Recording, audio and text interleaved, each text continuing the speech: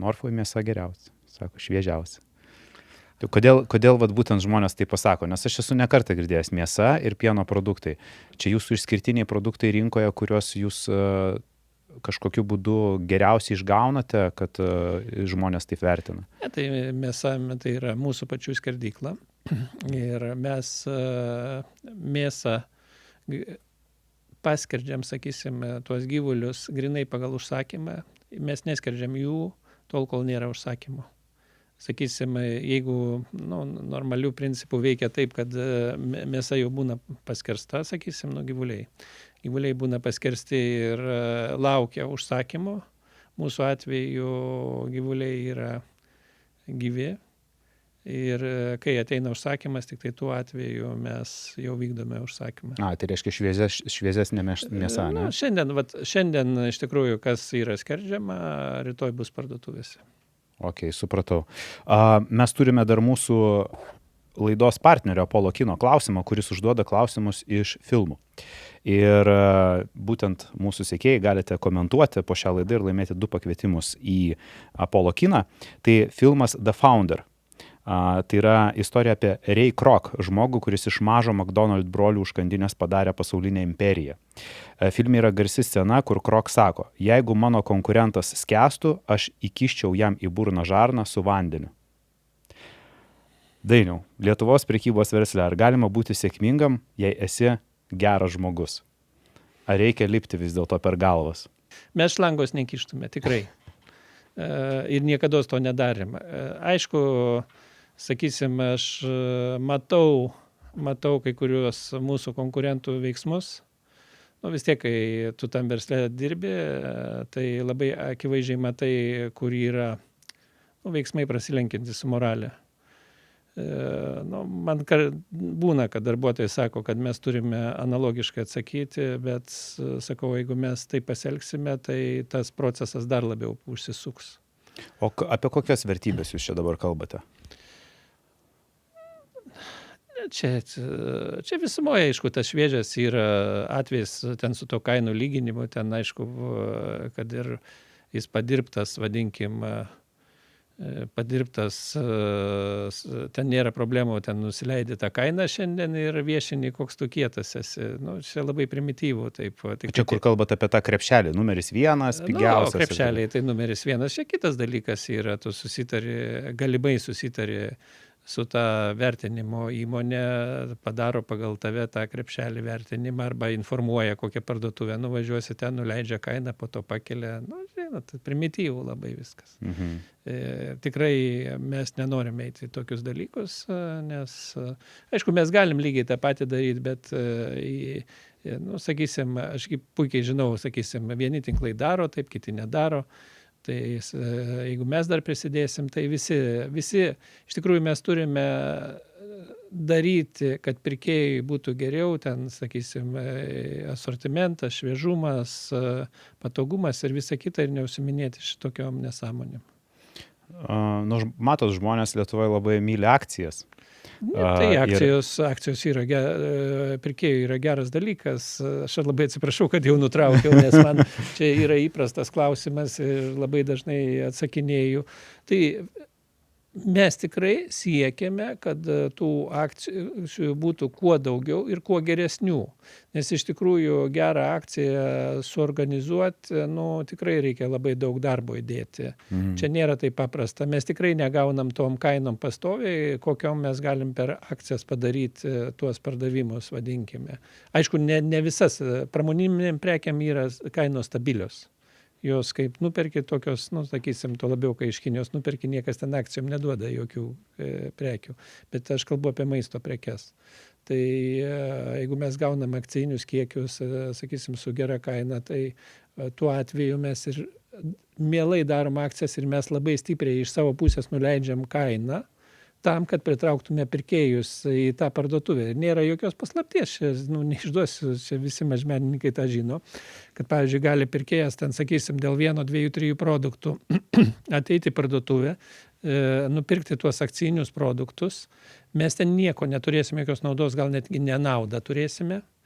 jeigu įvertinus išlaidas, bet prie to pačio dar nupirks 3 ar 10 produktų, iš kurių po to išsilygins viskas. O sakykit, yra kažkoks privalumas atsirasti prekybos centruose? Turiu omeny tokie kaip Akropolis ir panašiai, nes tarkim, pastebėjau, dažnai labai būna Rimi ir Maxima kažkaip tai juose atsiranda. Ar turit savo parduotuvę kur nors tokiam kaip Akropolį ar kažkas panašaus Lietuvoje? Mes turime savo prekybos centrus nuosavybėje, tai sakysim, mes juose esam. Į kitų valdomus prekybos centrus mes nesam beveik atėję, man atrodo, kad niekur nesame. Ir viena iš priežasčių yra, kaip taisyklė, ten nuomos kaina būna labai aukšta.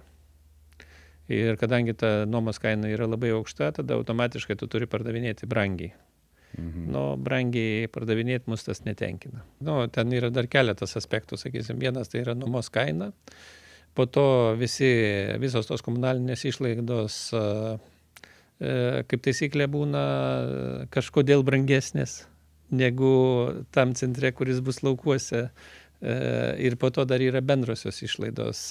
Bendrosios išlaidos, aišku, bet koks tos prekybos centro tinklo valdytojas, aišku, kuo aukštesnės tos bendrosios išlaidos, tas bendrasias patalpas geriau sutvarkys, bet vėl viskas dedasi į prekės kainą. Po to dar sėkmės mokestis, laimės mokestis. Tarp kitko egzistuoja ir tokie. Taip, aš susidūręs esu gyvenime. Apyvartos mokestis, jeigu... Taip. Pakalbėkim šiek tiek apie kainas. Aš prisimenu, esu girdėjęs jūsų interviu praeitais metais, važiavau vasarą į Palangą, užstrigom kamštyje ties Kaunu, ten buvo remontas ar avarija ir kaip tik jūs kalbėjote apie kainas ir kas sudaro kainą. Tai žmonės dažnai įsivaizduoja, kad parduotuvėse nuo prekės Norfa ar kiti centrai uždirba 50%. Ar galit tiesiog dekonstruoti, pavyzdžiui, 1 eurą?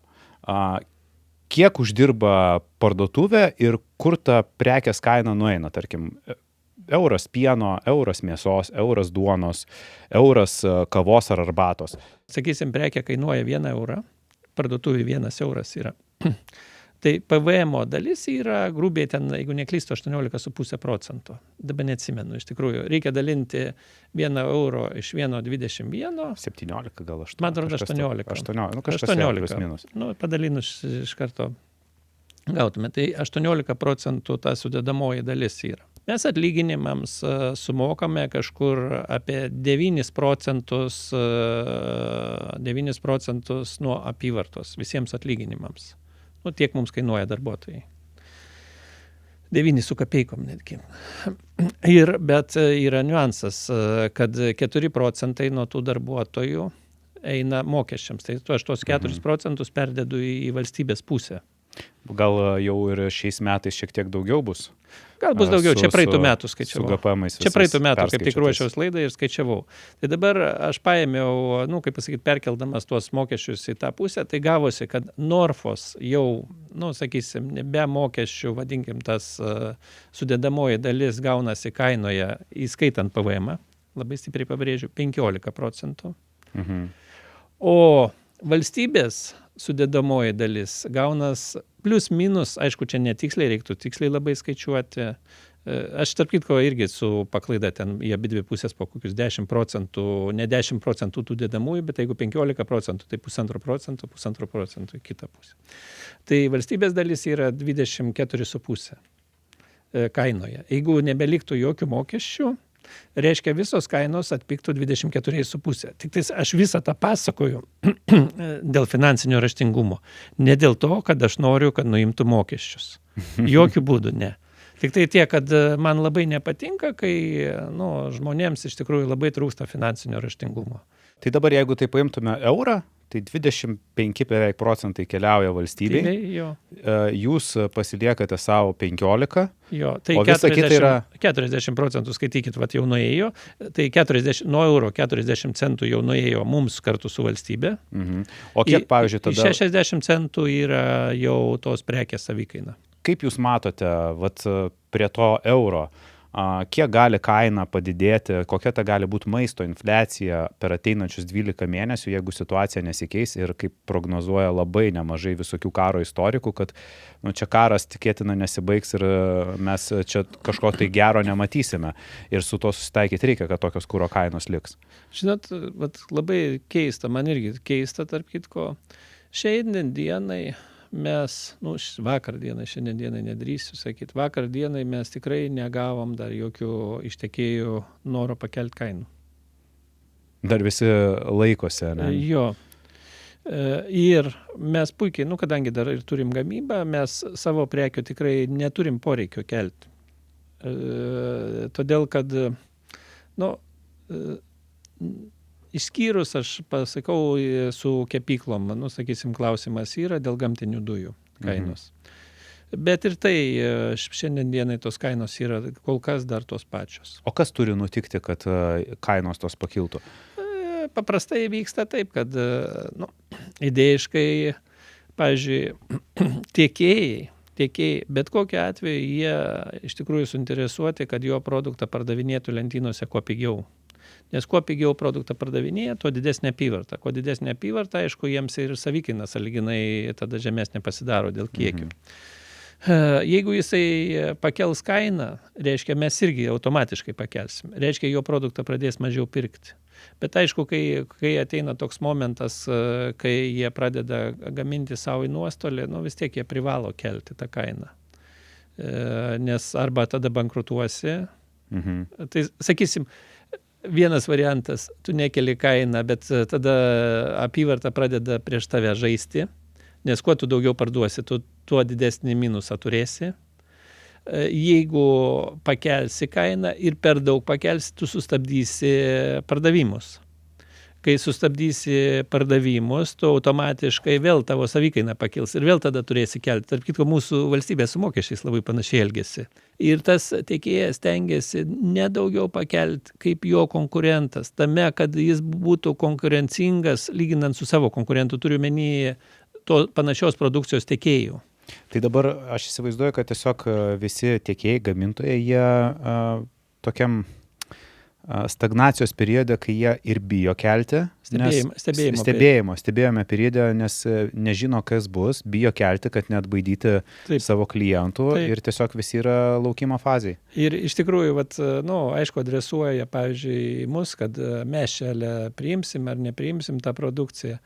Mes tai labai, taigi yra labai, mes netame, kad nuo mūsų čia priklauso. Jeigu ta produkcija bus perkama, faktas, kad jinai bus mūsų lentynos. Jeigu jinai bus neperkame, mes jos atsisakysim. Ir tame irgi yra pavojus. Smagu, kad pažiūrėjote šį trumpą klipą iki pat pabaigos. Todėl kviečiu visus pažiūrėti pilną epizodą štai čia arba ieškokite nuorodos aprašyme.